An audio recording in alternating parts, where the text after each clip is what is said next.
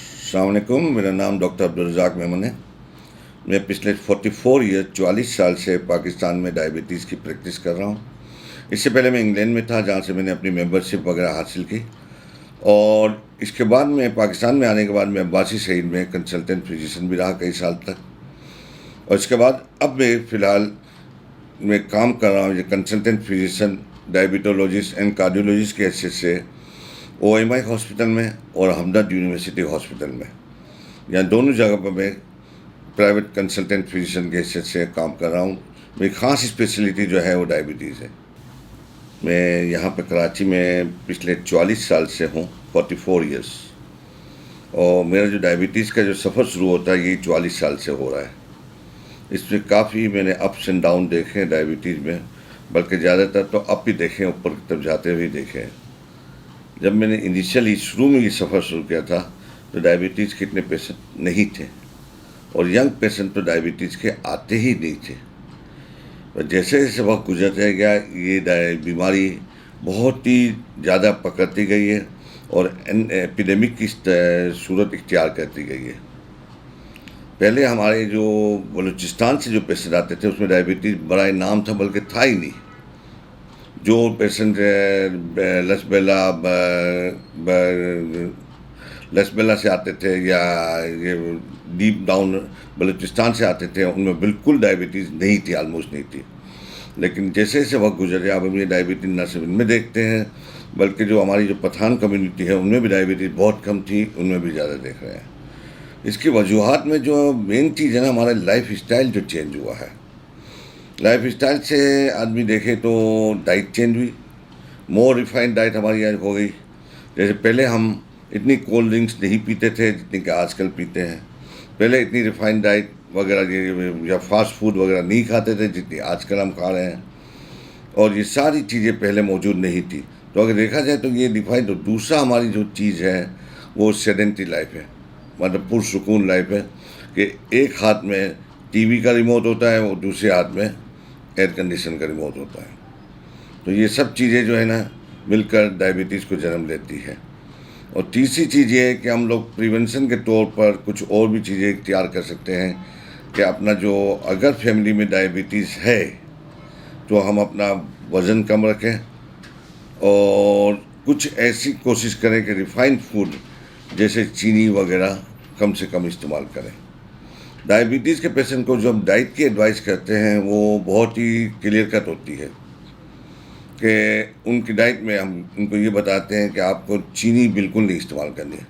ہمارے پروفیسر حامد سبقت صاحب ہیں, وہ ایک ہی جملہ کہتے ہیں کہ جب سے شوگر اس یہاں وجود میں آئی تب سے ڈائبٹیز وجود میں آئی, اور جب سے نمک وجود میں آیا بلڈ پریشر وجود میں آیا.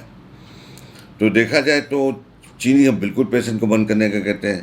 اس کے علاوہ جو وہ کا ڈائٹ جیسے کہ ریفائنڈ جس کو ہم جوس وغیرہ بولتے ہیں, چاہے وہ شوگر فری جوس بھی کیوں نہیں ہو یا کولڈ ڈرنک ہے, ان سے بھی ہم پیشنٹ کو بچنے کا بولتے ہیں, کیونکہ ایک کولڈ ڈرنک جو ہے اس میں 13 چمچی شوگر کی ہوتی ہے. اس کے علاوہ ہم پیشنٹ کو یہ بھی کہتے ہیں کہ اگر پھلوں کی جو مقدار ہے وہ پورے دن میں ایک پھل سے زیادہ مت لیں, کوئی بھی مناسب مقدار مناسب سائز کا ایک پھل لے لیں, لیکن جوس کی شکل میں نہیں ہو. اس کے علاوہ اگر ایک عام آدمی ہے جو کہ عام روزمرہ کی ڈائٹ کا ہے, وہ مزدوری کرتا ہے یا عام روزمرہ کا کام کاج کرتا ہے, جس کی لائف کمبائن ہے, کچھ سیڈنٹری ہے کچھ چلنے پھرنے کی ہے, تو اس میں ہم یہی بولتے ہیں کہ بھئی آپ 2 روٹی صبح دوپہر رات کو لیں. اور یہ بڑا مسکنسیپٹ ہے, یہ غلط فہمی ہے کہ چاول نہیں لے سکتے. چاول بے شک پیشنٹ لے سکتے ہیں, لیکن میڈیم سائز پلیٹ اگر چاول کی کھائیں تو روٹی نہ کھائیں. اور یا پھر ایسا کر سکتے ہیں کہ آدھی پلیٹ چاول کی کھائیں تو ایک روٹی کھا لیں.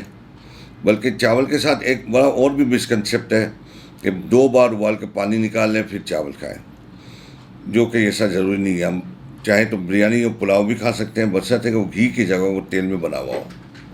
اس کے علاوہ جو ہم پیشنٹ کو ایڈوائز کرتے ہیں کہ اگر دودھ پینا ہے تو وہ پورے دن میں 1 گلاس دودھ, دہی یا لسی پی سکتے ہیں. اور جہاں تک گوشت کے بارے میں ایڈوائز کرتے ہیں کہ وہ پیشنٹ کے لیے ہائیلی سلیکٹو جو میٹ ہے وہ مچھلی یا مرغی ہے. اگر بکرے کا گوشت کھانا ہے تو کوشش کریں کہ چربی بالکل ہٹا ہوا گوشت ہو، اور دمبے اور گائے کا نہ کھائیں، کیونکہ گائے کا گوشت جو ہے بیماری ہے اور گائے کے دودھ میں شفا ہے۔ اس کے علاوہ جو ہم پیشنٹ کو ایک اور ایڈوائس بھی کرتے ہیں کہ چلنا پھرنا رکھیں، چلنے پھرنے کا روز کا آدھا گھنٹے کا رکھیں، جو پیشنٹ ڈائبٹیز ہے، ایون ڈائبٹیز نہ بھی ہو تو رکھے، اور خالی پیٹ ہم چلنے کا بولتے ہیں۔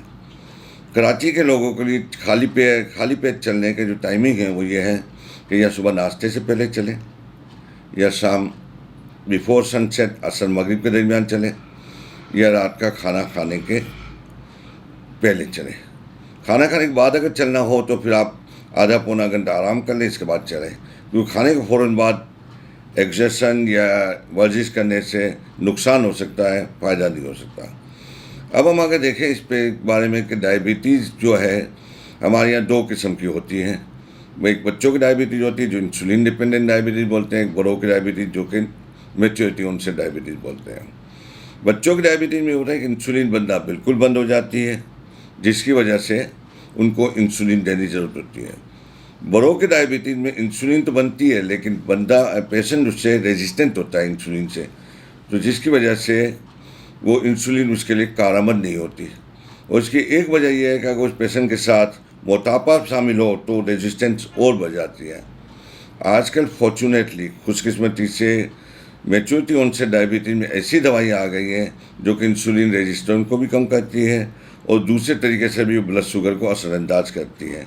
تو کافی اچھا ماحول ہو رہا ہے، کافی اچھی چیزیں آ رہی ہیں ڈائبٹیز کے ریسرچ میں۔ مجھے پوری امید ہے کہ انشاءاللہ فیوچر میں اس کا علاج بھی نکل آئے گا۔ Thank you.